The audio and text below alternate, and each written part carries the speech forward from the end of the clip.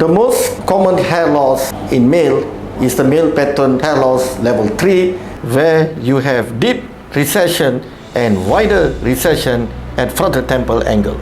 And today we have a patient working in Singapore, came to GLOJAS to do a smart FUE technique to tackle his male pattern hair loss issue.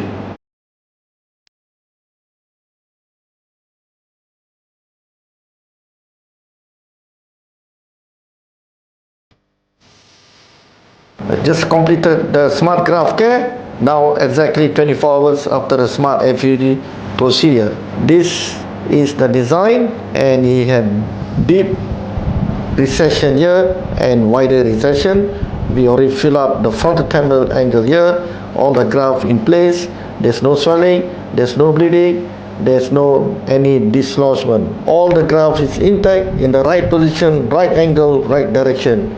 This is the window speak, and this is the follow, and we did some dance packing here. So patient will follow our instruction. He will go back to Singapore and he will do the smart graft care till day 7.